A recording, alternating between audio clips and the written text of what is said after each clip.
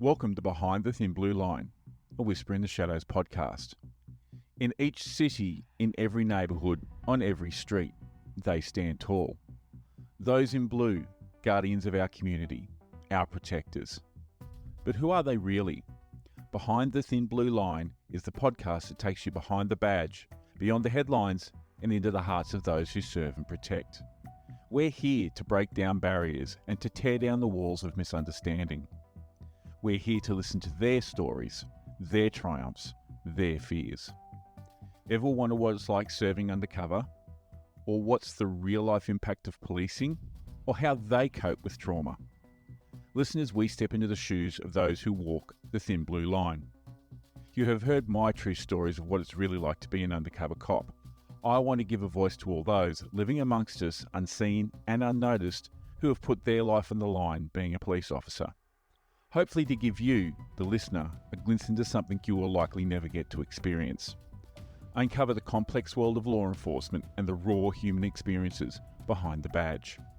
Join me, Jason Somerville, your host and a former police officer myself, as we navigate through these stories on Behind the Thin Blue Line. Let's go and meet our next guest. You don't like people in suits or... Just all the criminals. I mean, just there's hundreds and hundreds of criminals walking in and out, and I have to go through the magnetometers like they do, and I'm wearing a gun. And the deputies that work the magnetometers know that I'm undercover cop, and they'll try to wave me through. And all these criminals are watching me get waved through, and I'm like, so I would scout it out and then try to look down the hallway. And when there's nobody waiting in line, then I'd scuttle down the hallway to try to go through, so people wouldn't see me walking through. And not getting checked. It's not a great setup, to be brutally honest. I have another partner who's ATF, who's a Fed, and they did everything completely different. It was way better backstop than what we did, but we rolled with the punches, I guess. Has, over your time doing it, has the focus on, I don't know if safety is the right word, but the security around it changed? Or is it still the same the way that you're talking now, where it's to me, you talking, it sounds like you're saying it's not taking as seriously as it should be. It is not. It still is not. But I also know this, that the amount of guys or gals doing undercover within our department has really decreased. I did the week that I retired, I did a presentation to a state agency.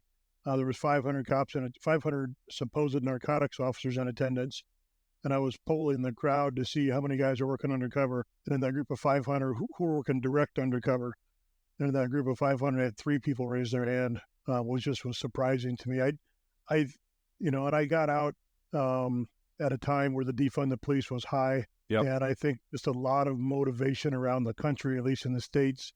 Motivation around the country was, why would we want to risk our necks when prosecutors aren't prosecuting to the 10th degree, and nobody seems to care what cops are doing as far as doing good. So I think a lot of the narcs are like, why would I risk my neck to do the extra one that really isn't going to make a difference anyways? And I think it's a shame, because I think they do better cases if it's undercover, and I know they have stronger cases, but it's not mine for me to tell them what to do. No, that's the point of this. So you can say what people should do, and they'll never listen to it. Why did you get out? I had a long career on the SWAT team, and I was generally the ram guy. And in my career, I rammed over 1,000 doors with a manual breaching ram. Talk just for those of us who aren't from America and who have never been in SWAT, what a ram guy is and what you do and how you do it. Yeah, so I'm holding a 60-pound tube of steel with handles on it and a faceplate. I'm the battering ram that's gonna knock the door off the hinges. And up until the last couple of years, we did mainly no-knock search warrants. So that means every warrant we went on, we rammed the door. Now there's more of a push to do a knock and announce, and a lot of those times people will come to the door. But in my 18 years of special operations between gang unit and narcotics and on the SWAT team, I rammed over 1,000 doors. I mean, I just destroyed my shoulders, and I got terrible arthritis in my hands. And so I was 51, and I was the oldest guy on the SWAT team, and my body was breaking down, and I really felt that I was on the precipice of being a detriment to the team as opposed to on the good side, because Yep. if I couldn't physically do something to help a teammate of mine, then it was time to go. So as soon Yep. as I hit that moment of, you know what, I'm kind of broke physically, it's time to leave. So I left the SWAT team, and then it was like 6 months later, 9 months later, that my longtime supervisor, he was my boss 18 of my 23 years, Dave Bianchi, he was being forced out at a 30-year mark. And so I just retired the same time that he retired. So I left 2 years early. 25 is kind of when most people retire in the States, or at Yep. least in Omaha. I left at 23 because I physically couldn't do the job. I physically couldn't do SWAT, and I was kind of had run my course on the undercover world, and I was like, you know what? It's just time to go. Didn't want to go back, sit behind a desk in a uniform. No, no. This guy doesn't wear a shirt and a tie. I couldn't operate in the. Even when I left, I still wasn't physically. I wouldn't have passed the physical exam to get back to full duty. I had 2 rotator cuff surgeries back to back, and Yep. that is just a debilitating surgery. So I was still riding a desk for my last 5 months, just pushing paper and assisting on the backside, and I'd had enough of that. It was time to go. When you left, did you have an idea of what you were going to do afterwards, or it was, I'm just going to leave and the rest will work itself out? You know, my wife and I have a small training company, a firearms training company, Yep. and I've done some motivational speaking on like situational awareness for high school kids. Yep. I had no plans of going back to the department part-time. In fact, I said I would never do it. But when they created this new position for retired guys to run the range, I thought, man, firearms is one of my loves anyways. I can do that Yep. 2-3 days a week. And that's all it is, just 2 or 3 days a week. And I was just kind of killing time until my wife retired, and she retired 3 weeks ago after 30 Okay. years. So now we're both kind of looking at the future of some traveling and some things like that. Well, you should come out to Australia. That's the place you should go. Now, when you as a police officer, you get a pension. Is that right? That's correct. So you effectively get paid to be retired. Yes. Yeah. In the States, we have for non-pension people, there's what's called Social Security. Yeah.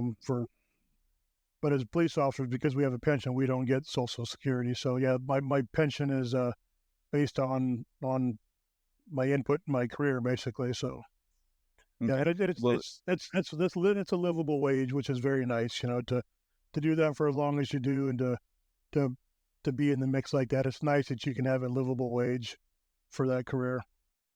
is that forever, or does it cut out after a certain number of years? No, it's until you die. For cops, Okay. it's usually not that long. It seems like, Yeah. unfortunately. Yes. That is very true. All right. So you're out. You're doing this part-time work.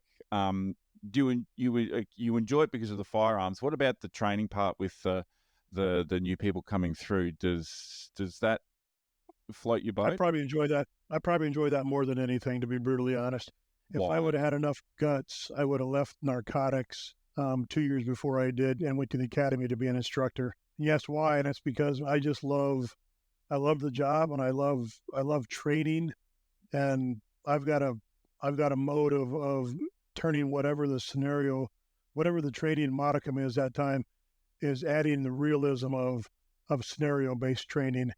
That was one thing we did on SWAT a lot, is instead of just doing door clearing, let's add a scenario to it. It makes it more realistic.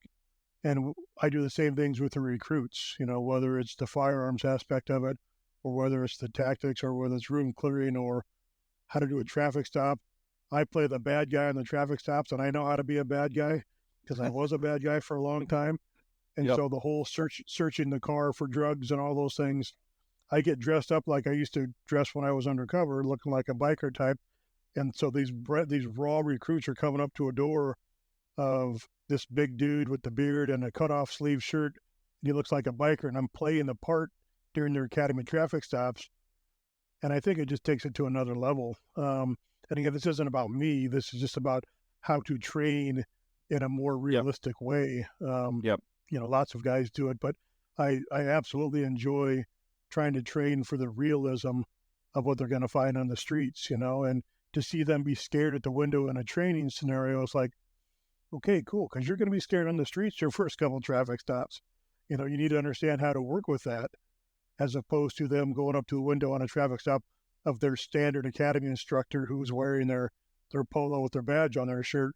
They know that guy's not going to hurt them. Yep. So that's why I enjoy it. Yeah, no, that's very true.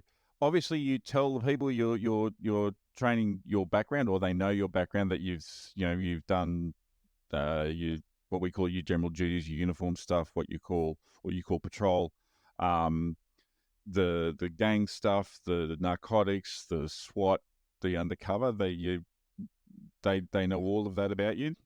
Yeah, they come to know it. The first couple times we do scenarios with them, we've kind of left it blank, so they don't really know who we are. We're just extra role players. Yep. But then as we're teaching them, we start telling them, here's why I know these things. This is what I did for this length of time. What's the biggest question you get about the undercover work? I think the biggest one is, are you scared when you do it? Like you asked earlier, and are you scared? Yep. And I just, that wasn't really something that gave me fear necessarily, What about, do you have anyone come up to you and say, hey, I'd really like to be an undercover? Oh, absolutely. Yeah, there's young cops who want to do it. And I've mentored a few guys along the way. What advice do you give them? A lot of what I was just telling, you got to tell mostly the truth, and you have to have 3 steps ahead of them in your planning when they ask you something, and you have to sell it. And I don't mean selling the fact that you've got this long backdrop story of something that's phony, but mostly what's true. I had a truck that I drove that looked like it was a construction truck, right? Pouring concrete kind of truck. That was my undercover vehicle for a long time. And I didn't just use the truck. I had all the equipment in the truck, and I would have bid sheets on my dashboard. And I had a guy come up to my window once who my informant was going to introduce me to. I found out later that he was a former informant for a different agency. And his name was Phil. It's like, hey, what do you do, Paul? I said, I'm in concrete work. He's like, bullshit, you don't do concrete. And so because I had pre-planned, Jason, up on my dash, up above my visor, I pulled out a bid sheet and I handed it to him. And I wrote that bid sheet that day, had the date on it and the address, and it was my old address. So I know the address, and I could describe the driveway I was going to pour and all the dimensions. And I know a little bit about concrete. So I had had the numbers under the measurements and the cost and the labor hours. And I handed him the bid sheet and said, F you. And he looks at it for about a minute. He's like, oh, I guess you do concrete. And I'm like, yeah, now get out of my face, punk. And I ended up buying dope from him a couple of days later because he believed my story. And I think that's where some guys fall short, is that, that was me. The first couple of times somebody asked me what I did, I'm a welder. And I'm not. I don't know shit about welding. And I could tell there's times where they wouldn't believe me. And so, like, I can't use that story anymore because I'm not a welder, but I know concrete and I know some construction. So I let them know they have to kind of be backstopped to themselves, since our department doesn't do it. Have some props to come with you, have some things they can see. I used to put pictures of me and my buddies who aren't cops on the sun visor of my car, or especially if they were friends of mine that had passed away. Yep. Because like, if there's a picture of this guy and there's a picture of someone else, they're wearing construction outfits, it just sold it, that this is what I do. And that's when I got better. Originally It's the little details. I looked like this big burly biker. I used to wear my Harley Davidson shirts cut off, and the goatee was down to my belly button, and I acted like a biker, and I'm not a biker. And a lot of the deals that I had that failed, my boss would say later, is like, I think you scared the crap out of that dude. You look too mean. He thinks you're gonna beat him up or you're gonna rip him off. And when I finally went to that undercover school, the guy's like, yeah, you look too mean, dude. You're scaring people. Change your look. You need to smile more. And so I went from the biker look to like a construction worker look. Yep. And instead of being the tough guy, I was just a dude. That was it. Okay.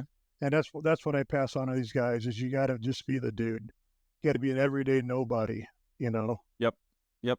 What's the biggest myth you think there is out there about undercover? Shoot.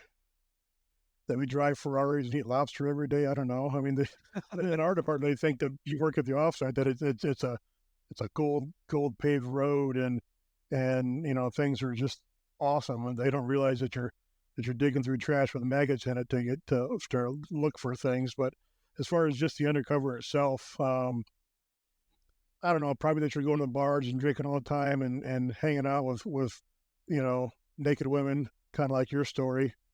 Yep. Well, Um, they were naked. They were naked some of the time, not all the time, but yeah. yeah. Anyway. I I think maybe the biggest myth is that it's easy and it's always glamorous, and what they don't know is that once you're into those people, into that world, man, my phone was on 24/7. Yeah. Not that my phone was on, and I was working my phone 24/7. If they're hitting you up about something, even if you're going to blow them off, you got to somehow blow them off. And so it was a 24/7 job, and to be at dinner with your wife and your daughter, and have to be dealing with stuff like that kind of sucks. But if I want that deal to go, then I still gotta play the part even when I'm not working.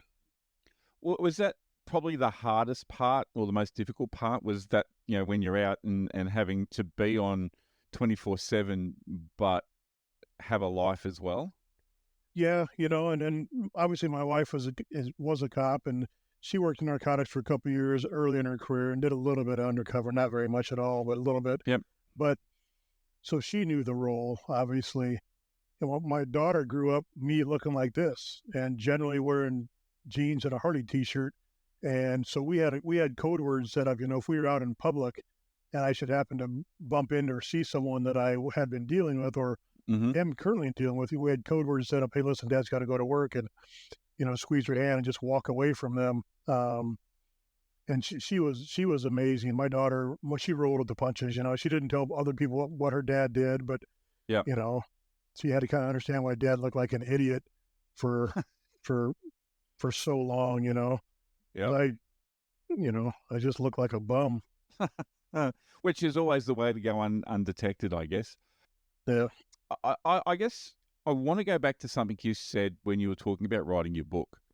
The fact that, staying awake, not being able to sleep is good for when you want to write a book.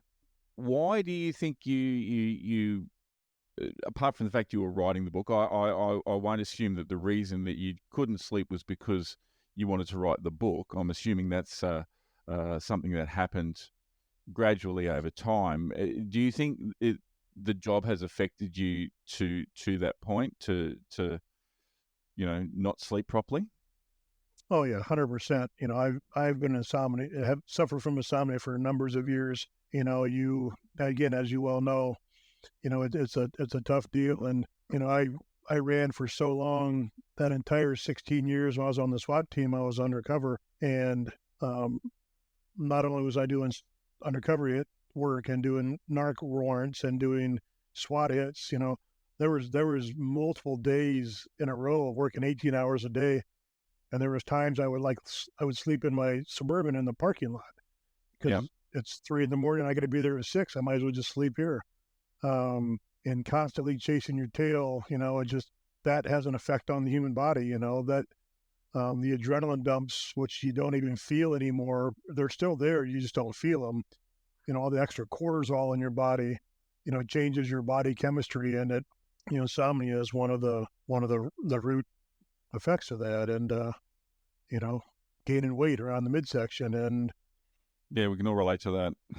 yeah, short temper, things like that. Yep.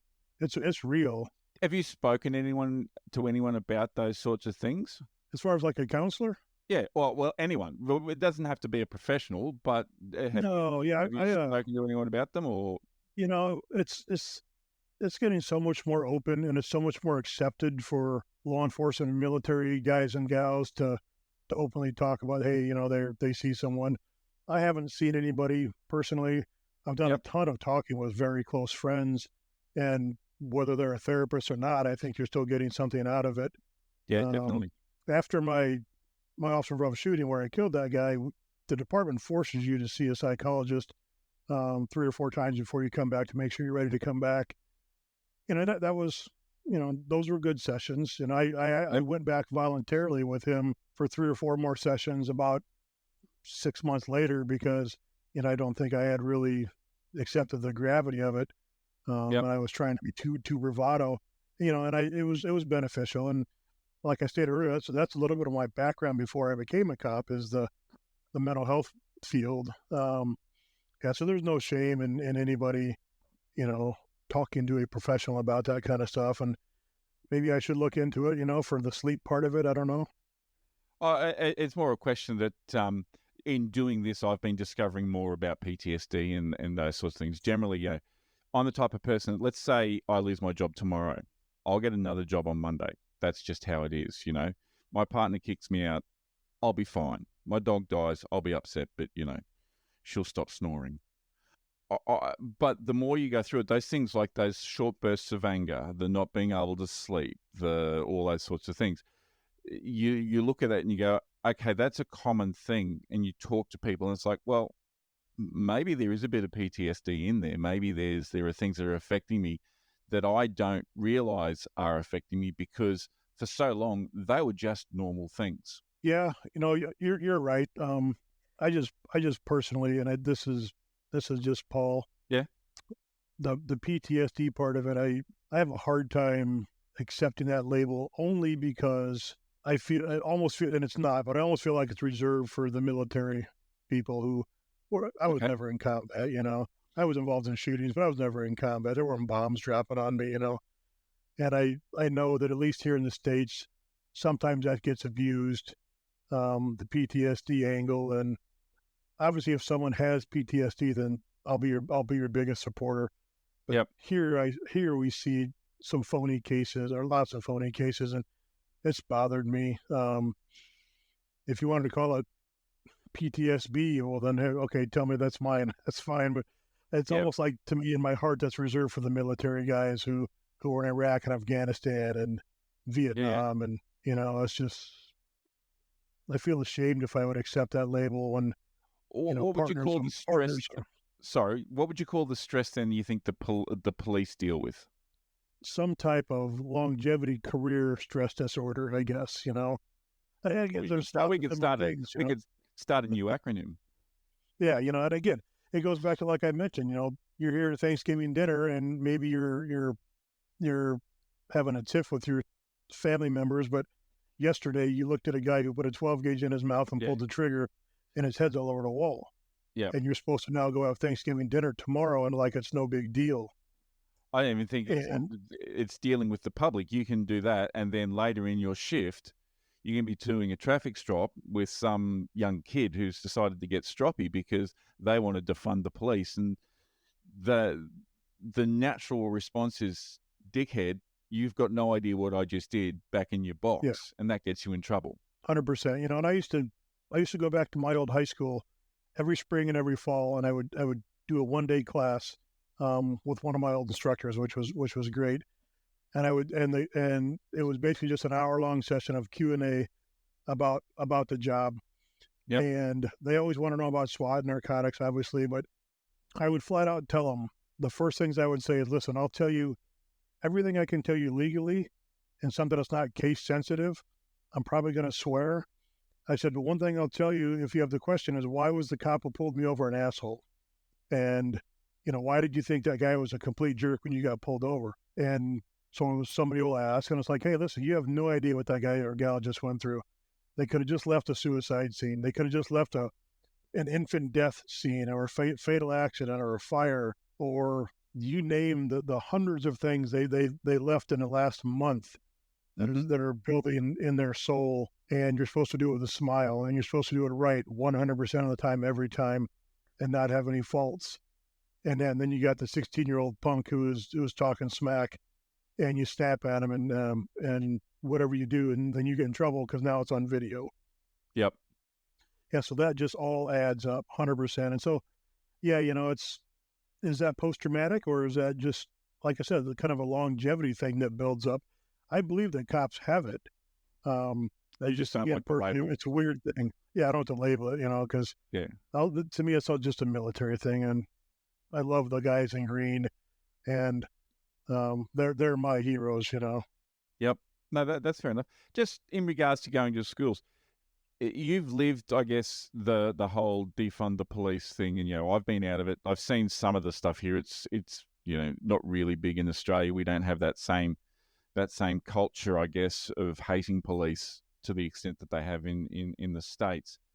But I guess one of the things is, do you think police are their own worst enemies in the fact that they don't do enough of explaining why something might have happened, why a response was the way it was? It's more, nothing to see here. We're just going to put up the brick wall, and you can yell and shout that the fact that someone abused you, but we're not going to explain it. We're not going to do anything about it. And the community doesn't understand enough what police go through to get to that point. I think that the individual officers may not do a good job. I do believe that there's a movement amongst departments across the country to say just what you're saying. Hey, listen, it's a two-sided street here, and there's lots of things that you just don't have a clue about, and your perceived attention towards the cops as to what they're doing and why they're doing it, or your perceived, let's call it what it is, the perceived racism you think is out there. Yep. Is phony, and the absolute lion's share of cops that I've ever met across the country, but we don't do a good job individually, but it's hard, if you go on a call and the people are MFing you, and I don't know how you're gonna weave in, hey, listen, let me get on my soapbox for a while and tell you the day that I had, you're gonna do the call and go home. But I don't think it's an individual's response to that. I personally believe, and look, part of this whole concept of talking to people like yourself, and hopefully more, is for people to be able to see and understand what police go through. So the next time they have an interaction with someone, they might not say that smart-ass comment. They might not be a dick. Yeah. They might not do that because they might have an understanding of what's going on or what they may have seen or been to in the last day, week, month, year, whatever. And I guess from where I sit, police are the police, when I say in general, the police departments, marketing are their own worst enemies, in the sense that when something bad happens, it's usually there's nothing to see here. There's no public education about what it's really like to be a police officer. Now, the downside of that is if you show people what it's really like to be a police officer, people won't join. But there has to be, I just think there needs to be more education about what police deal with. So there can be empathy from the people we serve as well. And that's one of the things I'm hoping to try and do with this. But I think police forces in general and police departments in general probably lack the foresight to do that over a very long period of time. No, I agree. You're right. And I applaud you for doing this. And I hope it is just overwhelmingly successful and that more people do podcasts, because you can only serve X amount of people. But you're right. The stories need to be out there. And it's interesting how that even just this interview is evolving, and the thought of, the cool undercover stories, right, or whatever. Yep. The everyday cop, the stuff they see, those things need to be told, because literally my first call, I graduated the academy on July 20th, 1999. And I got an FTO, or no, I'm sorry, that's when I got an FTO. My very first call that night, I worked midnights that night. We're 30 minutes into being in the car, and my trainer said, drive here, drive there, go look around, we'll see what this precinct's like. First radio call we got was a body in a Burger King parking lot. And so we get there, and this person had been run over in the parking lot like 7 or 8 times. And Jesus. Of course, later we find out what the reason was. But the person was laying there, and the head was swollen, and it was disfigured and discolored because of the blood pooling, the lividity. Yep. We found out later that this was a cross-dresser male in a car full of guys driving around drinking beer and doing what they were doing. And they found out that she was a he. They threw him out of the car, ran him over, but they went and ran him over 5 or 6 more times to make sure that the job was done. That was my very first call as a police officer. And, I'm just one guy in one city on one shift, that Yeah. insanity happens all the time. And that's the stuff that, they didn't teach me that in the academy. There's not like, hey, you're going to see someone who run over 7 times because they're a cross-dresser, deal with it, kid. Yeah, How you're much supposed to more? go home. Yeah, you're Go right. ahead. You're supposed to go. You're supposed to go on with your job, or you're supposed to go home. Now, you were older, so you had seen a few things. What do you think the difference would have been if you were 20, 21, and that was your first call? Obviously the maturity helps, the maturity in what to do or how to do and how to react. I've seen young guys who haven't done so well, for things like that. Yep. Yeah, maturity obviously was big that night. But even be mature, right? So here I am, a kid who grows up in the suburbs of Omaha. No real crime, no issues. Yep. I had seen 3 or 4 bodies in my life, and it was all at a funeral. I had never seen a crime victim. I'd never seen someone murdered. Of course, they show you pictures in the academy, but that's a picture, and there's no smells with the picture. Yeah. So, yeah, it's hard, bringing in the 21-year-old, especially with no military training.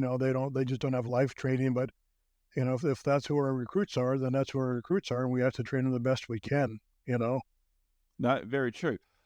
What's the most surprising thing you've learned about yourself over your journey as a police officer?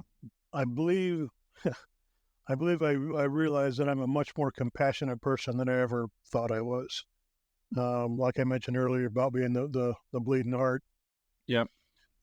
I found real compassion for human beings and the human struggle, and even the drug dealers that I arrested. They're most of them were addicts. To be honest, and I firmly believe in my heart that there isn't a single person in the world who is an addict that is truly down and out at their worst and wants to be an addict again tomorrow. Yep. They don't want to be an addict. They are from choices they made, but they don't want to be addicted to methamphetamine or to heroin or to fentanyl or anything else. But like I said, I found myself being much more compassionate, especially about halfway through my career. Yep. And I was okay with it. It's like, what you're going to call me? You're going to call me a pussy because I'm compassionate? If you want to fight, let's go. Bring it on.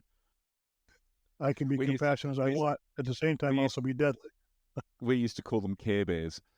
Yeah, teddy bears, yeah. But it's a good point. And I think, you're right. The whole, you get to, especially doing the undercover stuff, you get to see people probably more at their worst than at their worst because you see them over a longer period of time doing stuff. And I always used to think, there for the grace of God and a wrong decision by me or a wrong choice by me, that could be me. Yeah, and you say you see them at their worst, and you also see their true soul because they have no idea you're the cops. They're telling you their soul, and you're like, oh my God, you are so lost. Yep. This is how you truly think. Oh man. That's a whole nother conversation when it comes to drug enforcement, and I'm not going to go there. What do you think? So there's 2 questions. What's the most important or crucial trait for someone to first be a police officer, and second, for someone who's going to work undercover? Well, to be a police officer in general, I think you just have to be a strong person, not necessarily physically, but you have to be a strong person in your soul and in your guiding light direction that you take in life. You have to be able to stand for things and stick to it, because it's going to be tough. You're going to get punched in the mouth physically, and you're going to get punched in the mouth metaphorically, and you have to be able to stand for what you believe, and that's law and order. As far as undercover, I think you better have a good base for who you are, not who the character is that you're playing, because you're basically a character in a movie, you're a role player, and that's it. And you need to be able to turn that role player off as soon as it's over when you go home. And so a strong belief and identity in who you are and an understanding that it is just a role, do you think? Yes, it's just a role. I caught myself early on when I wasn't very good at undercover. I worked in the state of Nebraska, which is the river between the next state is Iowa. So the next state over, which I have no authority in whatsoever, is 5 miles from my police department. So, and I lived in Iowa. I would drive home and I'd stop at a bar in Iowa and have 2 beers. I would always limit myself to 2 beers, but I was trying to drum up other undercover cases that weren't even in my jurisdiction. And I was so hell bent on I got to be this badass undercover guy and have hundreds of cases a year, and I was out of control. Thinking I needed to be in control doing these things, and I wasn't based in reality in my first couple of years. And that's also a big tangent of a story that I wasn't in control of life at the time. I was doing too many things and trying to be too many people, and working 18 hours a day every day, and I was running downhill as fast as I could, and luckily I didn't trip and wipe out too badly. But that was also in that time frame of my first couple of years of undercover, and luckily I kind of landed softly after my wife and my favorite partner at work, Edie, told me I better wake the hell up because I was turning into quite the jerk. So that's the other good thing, I guess. So I was going to I accepted it. I realized I was. When they told that? Yeah, I realized it was true. Yeah. It was coming from 2 different angles, 2 of the people I trusted most in my life. And I took a step back, realized, this is a problem. So that'd be the other second piece of that an officer needs. It isn't them; is they need a good support system, to keep them in line, keep them in check. Yep. No, that's a big definite. And I think one of the things is you can have that. You also need to listen to it if somebody says something to you. I'm assuming you guys had some sort of handler, and since you did cases longer term, we didn't have a handler. We just had other guys on a job, and if I would have had a true handler in that undercover handler sense, they would have probably been noticed sooner than it was noticed that, what I was kind of becoming. I didn't do anything illegal. I wasn't using drugs. I mean, nothing like that. I wasn't stepping on my wife. It just was, I turned into such a control freak because being on SWAT, you have to be in control. Yep. Being in narcotics, you got to be in control, and working undercover, you got to control everything. And there was no time where I wasn't trying to control every single aspect of the day, and it just started melting down on me, and which included going to bars outside of my even legal jurisdiction and trying to drum up dope cases. Work, yeah. Just in regards to that, now that you've left and you've changed that, are you happy to not have control?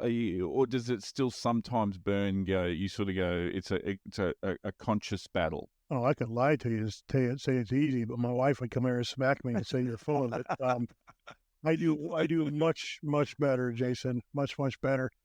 And even when I fail, I will catch myself. Say, okay, hang on, just stop.